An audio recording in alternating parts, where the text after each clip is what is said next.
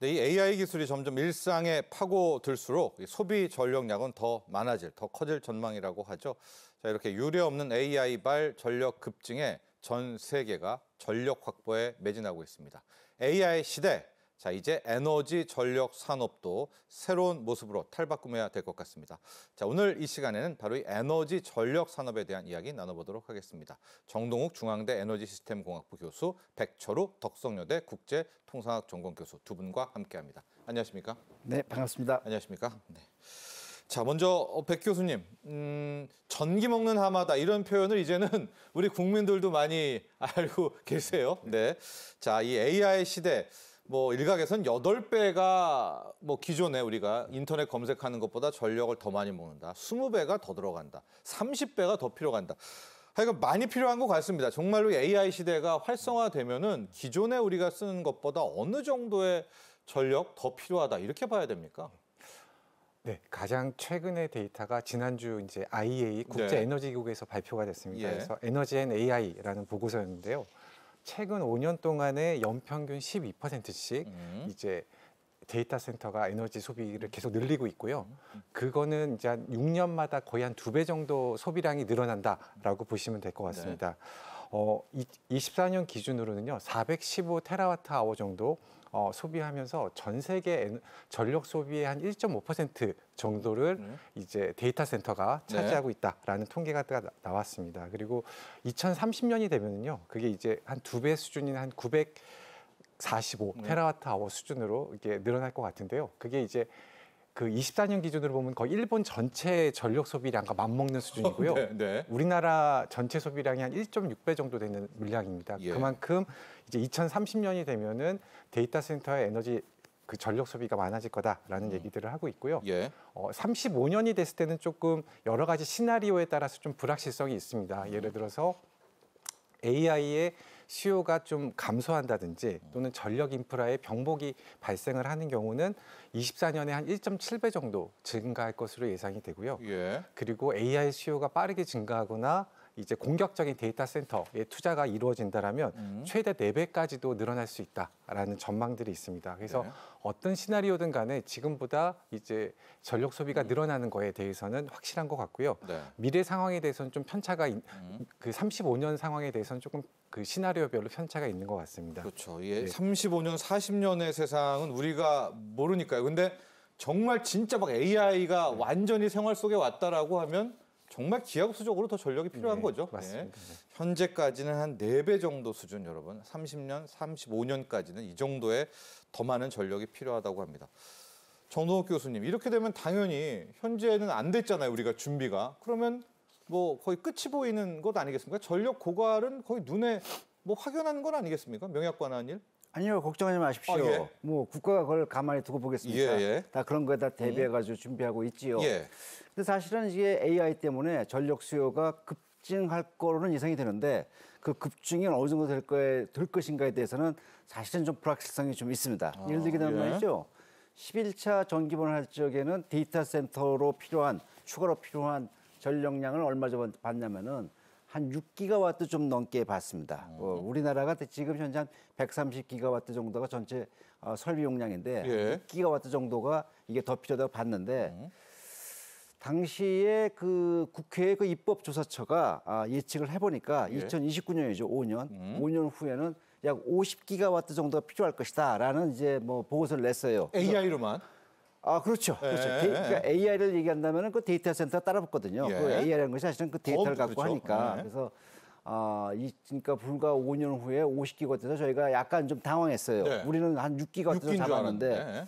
근데 사실은 그거는 이제 입법조사처가 이제 대략적으로 이제 뭐 수요조사하고 예측한 건데 저희가 할 적에는 실질적으로 그 데이터 센터를 하겠다고 하는 업체들한테 실질적인 계획이 있냐. 왜냐면 과잉 투자가 되면 또 안 되니까 그런 걸 조사해가지고 6개월 잡았는데 사실 그만큼 갭이 있습니다. 그렇게 갭이 있어가지고 분명히 증가할 건 증가는 할 것인데 어느 정도 수준으로 증가할 것인가에 대해서는 불확실성이 있고 하지만 국가는 거기에 대비해가지고 항상 이 전력 수급을 짜면서 그 요소를 반영합니다. 그리고 2년마다 이걸 롤링 플랜 하기 때문에 11차 말고 요 12차 할 적에는 새롭게 에스티메이션해서 새롭게 이제 그걸 해서 6개월보다 더 크게 이번에 또 잡을 수 있을 거라고 봅니다. 이렇게 네. 봐서 저로서는 뭐 이렇게 걱정 안 하셔도 되고요. 우리나라가 또 그 전력 속계 갈적에 예비율을 잡습니다. 예비율을 갖다가 22% 잡는데 그게 규모로 따지게 되면은 대략 한 25에서 30기가와트 됩니다. 그러니까 갑자기 이것이 수요가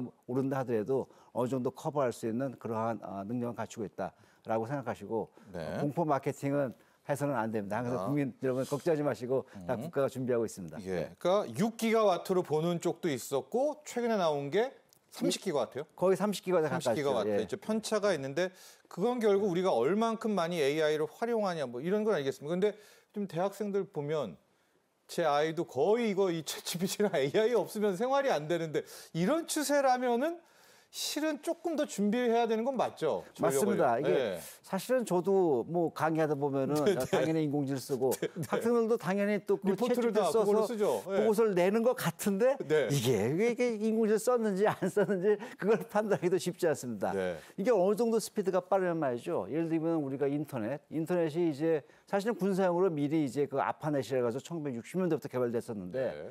1989년도에 그 미국 유럽에 있는 입자 물리학 그 연구소죠. 거기서 1989년도에 이제 그 과학적인 데이터를 하기 위해서 월드 와이드 웹 우리가 인터넷 보면 WW 하지 않습니까? 네. 거기서 나옵니다. 그리고 나서 그것이 이게 일상생활에 이제 아주 일반적으로 쓰기 시작한 게 뭐냐면은 2000년대 초반에 들어오면서 통신하고 붙으면서 이게 일반화됐었거든요. 네. 근데 인공지능은 언제 나왔냐면은 사실은 이게 2006년에 처음으로 이제 논문으로 딥러닝이 네네네. 나오고 2016년도에 잘 아시다시피 알파고하고 이세돌하고 네. 바둑 그런 거 기억하실지 모르겠습니다. 그때 이제 인공지능이 이렇게 나오는 걸 했는데 그때만 해도 몰랐는데 이제 이게 알트먼이 이제 그 챗GPT를 네. 하면서 불과 한 3, 4년 새에 폭발적으로 늘어나요, 이게. 네. 그러니까 그 스피드로 봤을 적에 이것이 과거에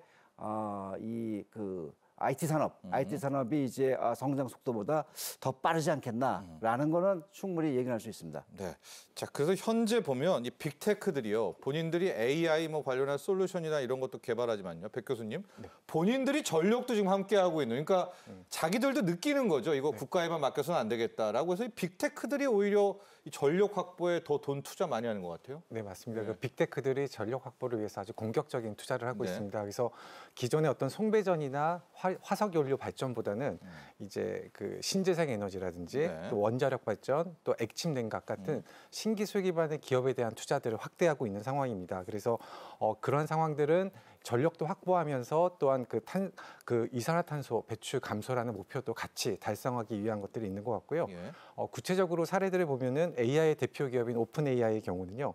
작년 4월에 태양광 스타트업인 이제 엑소와트에 이제 투자에 참여하기도 하고요. 그러니까 챗GPT 만드는 데가 태양광도 지금 투자하는 겁니다. 맞습니다. 예. 거기에 또 핵융합 스타트업인 또 헬리온이라는 기업에다가 또 3억 불이 넘는 돈을 이제 투자하기도 하고요. 예. 또 심지어는 SMR 개발사인 오클로 에너지에 투자를 해서 글로. 예, 27년부터 이제 전력을 공급받기로 한 상황입니다.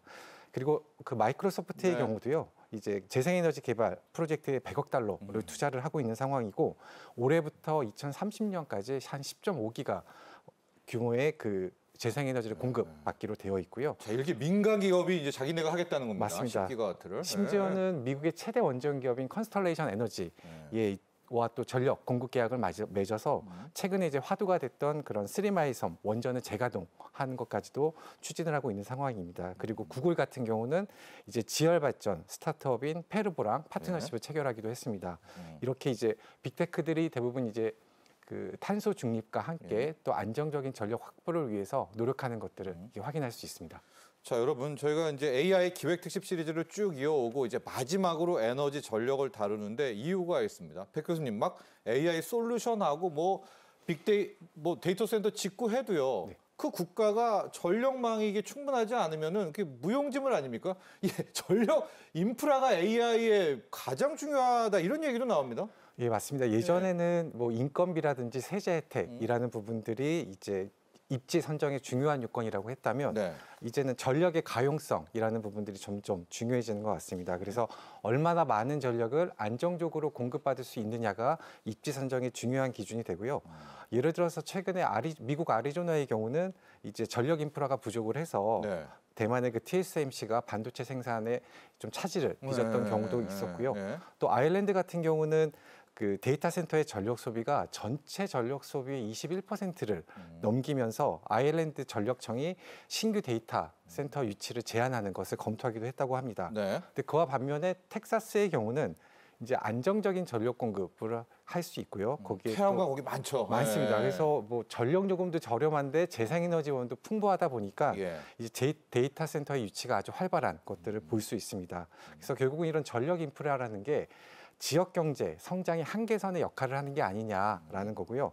만약에 전력이 부족하게 되면 기업의 투자 유치가 그렇죠. 부족해질 수밖에 없고 무슨 AI가 소용이 있겠습니까? 맞습니다. 네. 그리고 지역 경제도 침체되고 네. 그러다 보면 또 세수가 감소하고 그러면 또 그런 에너지 인프라에 대한 투자가 부족해지면서 또 다시 전력이 부족해지는 이런 악순환이 직면할 것 같습니다. 결국은 전력을 감당할 수 없는 곳은 기업도 일자리도 없다라는 것들을 우리가 확인할 수 있는 사례였습니다. 그렇습니다. 자, 이렇게 되니까 정동욱 교수님, 앞서 빅테크들 몇몇 봤을 때 오클로라든가 이 원자력 기업이 눈에 확 들어오고 SMR이 자꾸 언급이 되고 있습니다.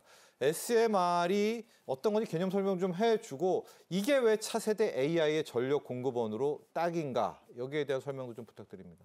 그거 들어가기 전에 좀 더 재밌는 말씀 예, 드리면은 해주세요. 네.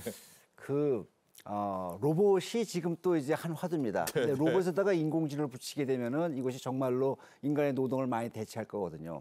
근데 잘못하다가는 이제 뭐 인공지능 로봇 합쳐가지고 인간하고 싸움이 붙을 수도 있어요. 예. 그 공상과학인데 그 공상과학을 영화한 것이 바로 터미네이터입니다. 터미네이터. 예. 터미네이터가 스카이넷이라는 걸 통해 가지고 이제 로봇을 맞아요. 조종하는데 네. 가장 중요한 건 전기입니다. 전기 없으면 다 무용지물입니다. 네. 그러니까 얼마나 전기가 중요한 거 아시겠죠? 인공지능이 됐든 로봇이 됐든 간에. 예.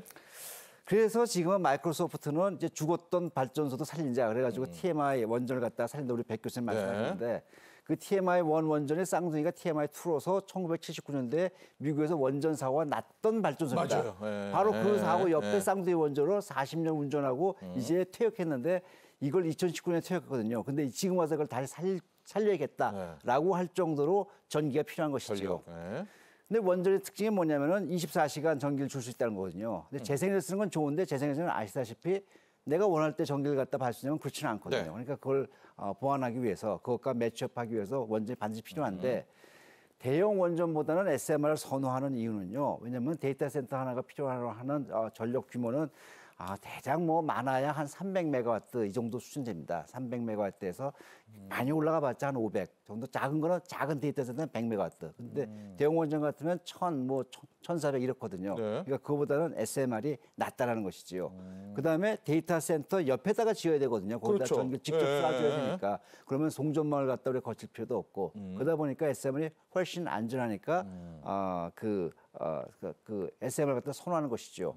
이제 SMR 설명을 하자면 말이죠. 네. SMR은 전기 출력이 보통 300메가와트 이하인 것을 보통 이제 일단 한 요건으로 하고요. 그다음에 써가지고 SMR 같으면은 그거는 이게 출력이 낮기 때문에 안전성에서 훨씬 유리해요. 훨씬 유리하고 그다음에 거기에는 이제 다양한 그 대응할 수 있는 그런 기술이 들어갈 수가 있습니다. 오히려 뭐 수도권 이 정도 들어와도 안전합니까? SMR은? 어느 정도냐면 말이죠. 네. 미국에서 가장 최근에 그 인허가를 받은 건 뉴스켈이 가장 뭐 선두주자인데 뉴스켈 파워. 예. 뉴스켈 같은 경우에는 이른바 그 비상계획 구역이라는 게 있습니다. 원전에는 반드시 원전을 짓게 되면 그 안에 우리나라 같은 경우 그렇죠. 세계적으로도 20에서 네. 30km는 비상계획을 갖다가 세워야 되는데 네. 그 뉴스켈 같은 경우는 심사를 해보니까 충분히 안전하기 때문에 그걸 세울 필요가 없다. 비상계획은 그 발전소 구내면 된다. 사고 나면 어쨌든 간에 뭐 사람들 대피해야 될 테니까 그건 구내면 된다 할 정도로 안전성을 갖다가 검증된 것이에요. 예. 그러니까 우리도 그 기술을 갖다가 뭐 하고 있고 할 수 있고 하니까 우리도 그게 충분히 SMR 갖다 안전하게 만들 수가 있고 그다음에 또 SMR 같은 경우에는 예를 들어서 재생유지 간헐성, 이게 올라갔다 내려갔다는 거, 그걸 대응하기 위해서 대단히 좋아요. 이게 작은 규모라서 네. 이걸 갖다 운전하기가 좋거든요. 그런 점에서 강점이 있고, 그러니까 SMR 갖다가 선호하고 있는 것이지요. 네. 네. 언제쯤 좀 우리가 실물을 좀 보게 될까요? 실제적으로. 조금만 기다리시면 됩니다. 조금만, 네. 어느 정도냐면은 사실 우리나라는 2034년 9월에 네. 첫 번째 모듈, 이 SMR은 또 모듈 단위로 하고 돼 있거든요. 그래가지고 전력이 내 300이 필요하다 그러면은 150짜리 2개 넣어.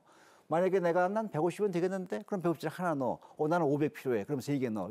그래가지고 수요에 대응하기도 좋아요. 그것도 장점이거든요. 예. 데이터 센터마다 어떤 건 100, 어떤 건 200, 어떤 건 300을 필요로 하니까.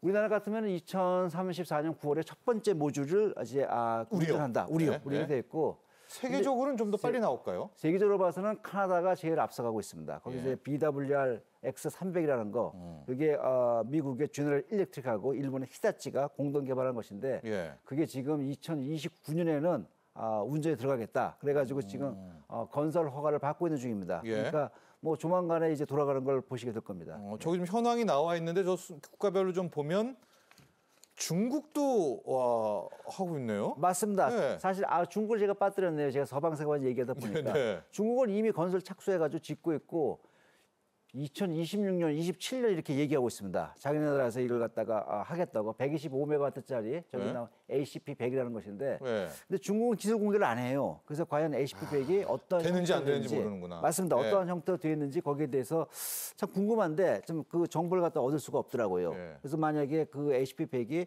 이게 모듈러 특성 같은 것들 작게는 만들거든요. 근데 이게 모듈러 특성 같은 걸 충분히 넣었다면은 경쟁력이 있는 것이고, 그렇지 않다면은 약간 좀 기술 면에서 좀 떨어지는 것인데 그건 좀 지켜봐야 될 것 같습니다. 자, 2034년이 좀 늦은 것 같은데요, 우리?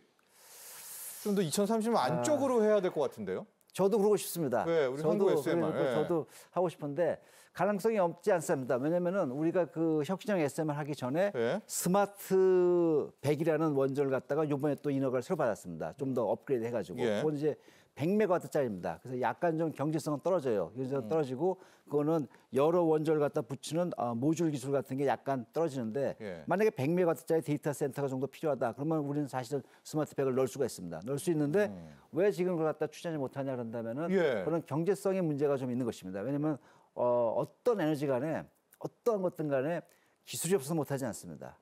이게 비싸서 못하는 것이지. 예. 핵력 발전 같은 것도 돈을 갖다가 뭐 무지하게 뭐 투자한다면은 why not 뭐 합니다. 근데 이게 사실은 기술이 없다기보다는 항상 경제성의 문제이기 때문에 그런 예. 것이고, 누군가 절실하게 필요해가지고 이걸 쓰겠다. 그렇다면 우리는 언제든지 그걸 갖다 할 수 있고, 그 역시도 사실은 해외 수출 시장도 두들기고, 우리나라에서 지금 2030년보다 빨리 이걸 갖다 SM을 갖다 해야겠다라는 수요처가 나타난다면 저는 당연히 스마트를 갖다가 제시할 수 있다고 봅니다. 네. 자, 전 세계가 앞서 표 보셨겠지만 지금 SMR에 다 뛰어들고 있습니다. 중국은 지금 뭐 이미 2026년, 2027년 이야기가 나오고 있기 때문에 우리도 좀 선택까지 완전히 해야 될 것 같아요. 예? 그 차원에서. 그렇죠. 뭐 중국은 이 전기에 대해서 굉장히 굉장히 진심입니다. 어느 정도 진심이냐면은 전 세계에서 그 전기화 에너지 비율이 제일 높은 나라가 중국입니다. 중국이고요. 그다음에 작년만 해도 중국은 원전을 갖다가 11기를 갖다가 건설 승인했습니다. 우리는 15년 동안 이제 2기 넣겠다고 했거든요. 11차 하면서. 네. 3기 넣겠다 했다가 1기 잘렸습니다. 그래서 2기 넣었는데. 근데 중국은 무슨 기술이 있습니까? 원전 기술이 있습니다. 있어요? 사실 중국에는 전 세계 원전 다 있습니다. 거기는 러시아 원전, 프랑스 원전, 러시아 미국 원전 원전. 다 있어가지고, 예. 왜냐면 자기네 기술로 그걸 갖다가 스타트하지 못했으니까 그걸 온 나라 원전은 필요하고, 그러니까 온 국가의 원전 지을 수 있으면 다 와라 그래가지고 거기다 했고요. 그 기술을 바탕으로 해서 자기네들이 1기와트짜리 원전을 갖다가 국산화했어요. 국산화해가지고 이제 그걸 바탕으로 해서 파키스탄에 수출했고, 자국 내의 원전이 어느 정도 올라오게 되면 그다음부터 세계 무대에 나올 것입니다.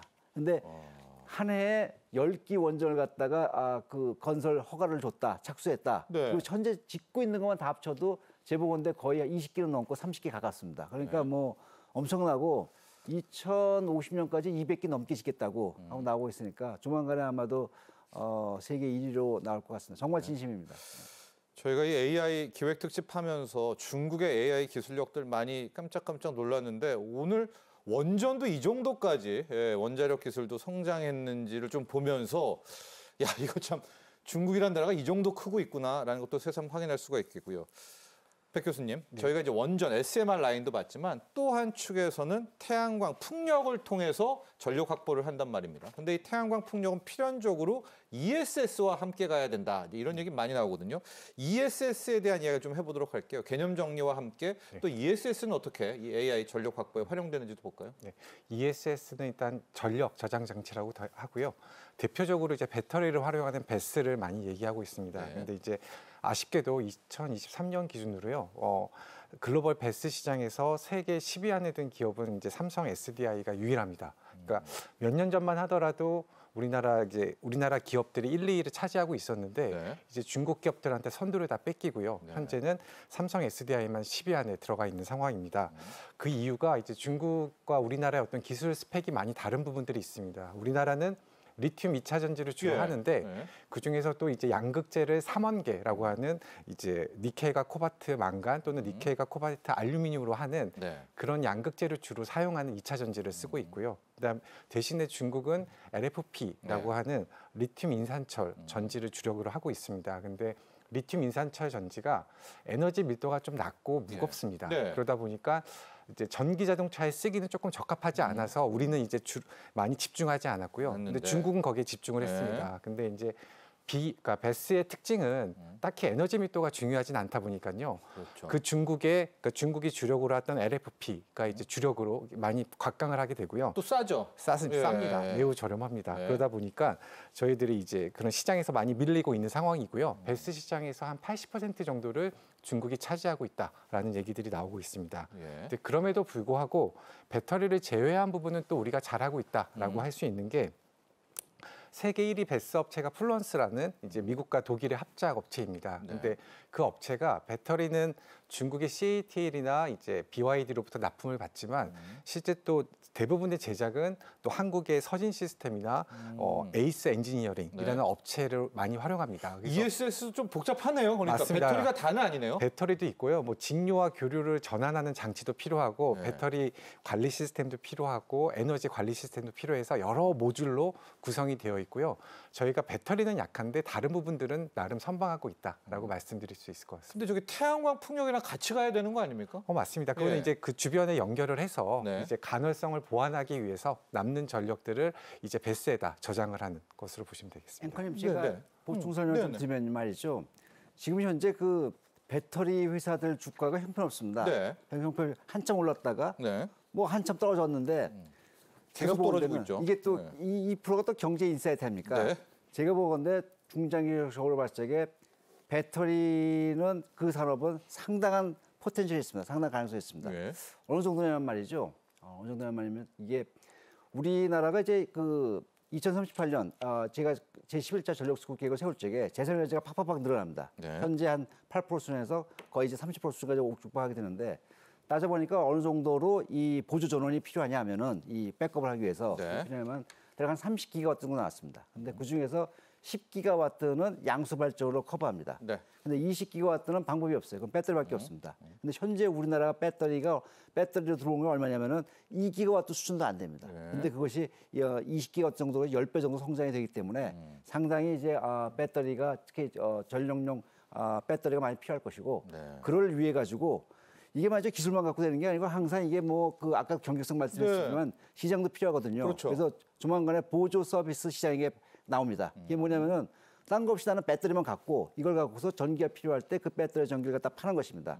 근데 그것이 단가가 만만치 않게 비싸게 됩니다. 왜냐하면 그 순간에만 필요하기 때문에. 예. 여러분 텍사스 같은 경우도 그 보조 서비스 시장, 그 배터리를 이용한 것들이 상당히 활성화되어 있거든요. 예. 그런 시장도 지금 전력 수급계 짤적에 제안을 했고 고민하고 있고 정부가 조만간 그걸 개설할 거라고 봅니다. 그러니까 네. 상당한 뭐 지금은 좀 주가가 떨어졌지만 네, 알겠습니다. 중장기로 봤을 때 나쁘지 않을 것이라는 말씀을 네. 드리고 싶습니다.